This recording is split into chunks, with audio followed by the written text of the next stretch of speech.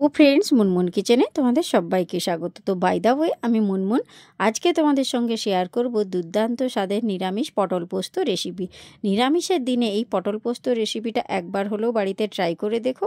এক থালা ভাত কিন্তু নিমেষেই শেষ হয়ে যাবে। এটা কিন্তু খেতে অসাধারণ, নিরামিষের দিনে কিন্তু একেবারে জমে যাবে। তো কিভাবে তোমরা এই পটল পোস্ত রেসিপিটা তৈরি করবে তার A to Z ট্রিক্স আমি তোমাদের সঙ্গে শেয়ার করছি। প্রথমেই দেখো, একটা বাটির মধ্যে নিয়ে নিচ্ছি সাদা সর্ষে 2 চামচ, তারপর দিয়ে দেবো 1 চামচ মতো কালো সর্ষে, তারপরে দিয়ে দেবো 25 গ্রাম মতো পোস্ত। এবারে পোস্ত আর সরষাটাকে প্রথমে ভালো করে ভিজিয়ে রাখবো। তো দেখো, সর্ষে আর পোস্তটাকে যদি ভালো করে ভিজিয়ে রাখি, এটা কিন্তু গ্রেট করতে খুবই সুবিধা। এবারে দেখো, চামচের সাহায্যে ভালো করে কিন্তু মিশিয়ে নিচ্ছি। মিশিয়ে নিয়ে এটাকে কিন্তু 5 মিনিট মতো একটু ভিজিয়ে রেখে দেবো।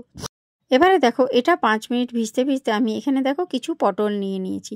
পটলগুলোকে কিন্তু আমি ভালো করে ধুয়ে একটা পাত্রের মধ্যে রেখে দিয়েছি। এবারে এই পটলগুলোকে দেখো কেটে নিয়েছি কিভাবে, তো সেটা তোমাদেরকে দেখিয়ে দিচ্ছি। পটলগুলোকে ভালো করে খোসা ছাড়িয়ে পটলের একটা সাইড কিন্তু আমি এইভাবে কেটে নিয়েছি, যাতে সমস্ত মশলাটা যাতে পটলের মধ্যে ভালো করে প্রবেশ করে। তো দেখো, সব পটলগুলোই কিন্তু একটু করে আমি কাট লাগিয়ে দিয়েছি। এবারে কেটে ভালো করে ধুয়ে একটা পাত্রের মধ্যে রেখেছি।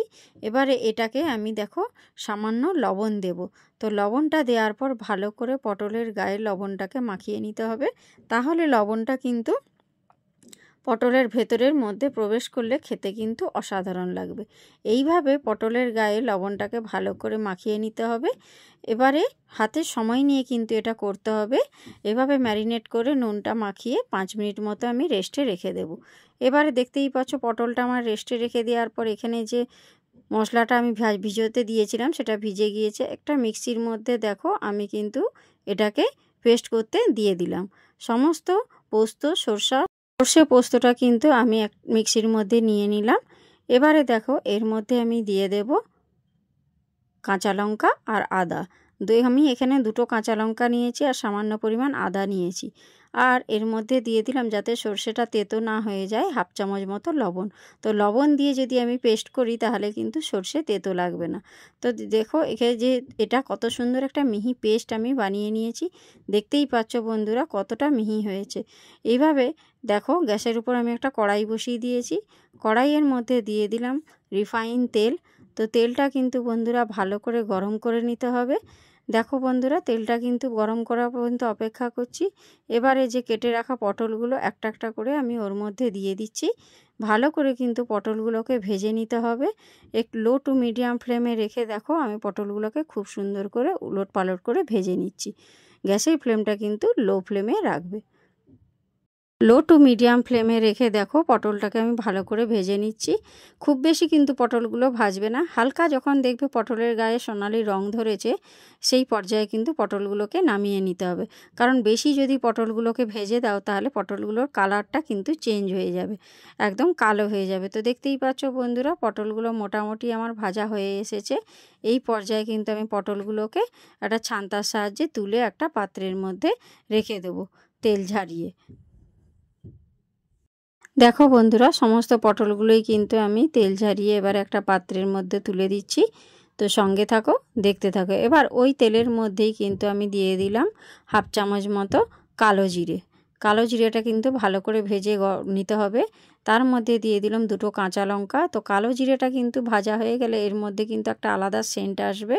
এবারে এর মধ্যে আমি দেখো গরম তেলের মধ্যেই দিয়ে দিলাম 1/2 চামচ মতো হলুদের গুঁড়ো। তো হলুদের গুঁড়ো দিলে কিন্তু বন্ধুরা রেসিপিটার কত সুন্দর একটা কালার আসবে। তবে কিন্তু বেশি হলুদটাকে গরম তেলে দেওয়া যাবে না, তাহলে হলুদটা কিন্তু কালো হয়ে যেতে পারে।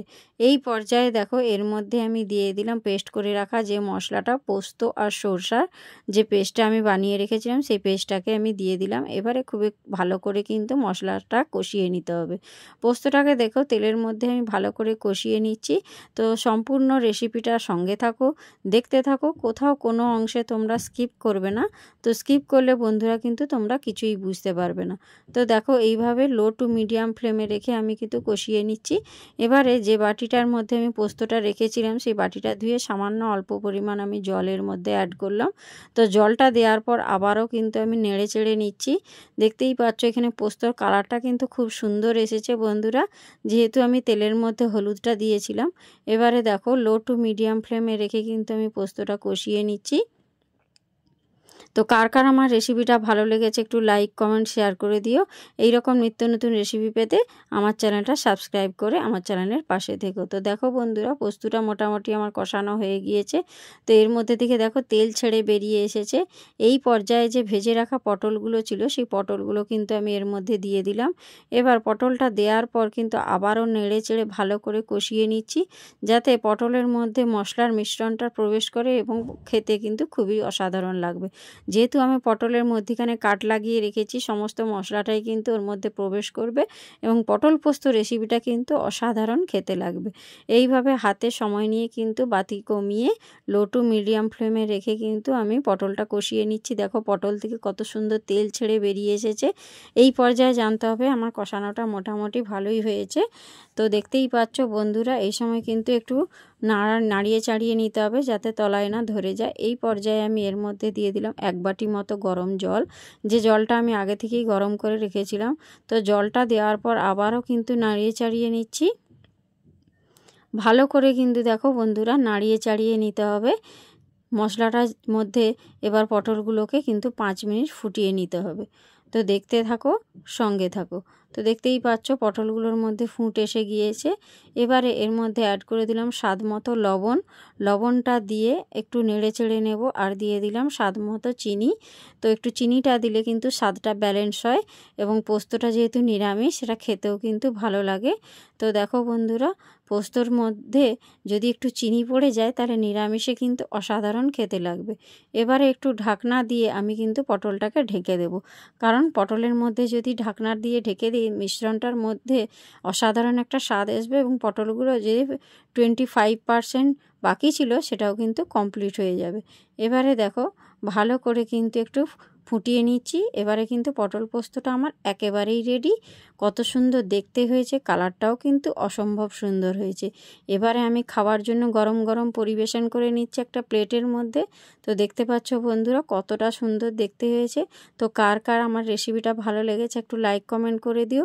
আর নিরামিষের দিনে এরকম পটল পোস্ত রেসিপি একবার হলেও বাড়িতে ট্রাই করে দেখো। তো আজকের মতো টাটা, বাই বাই।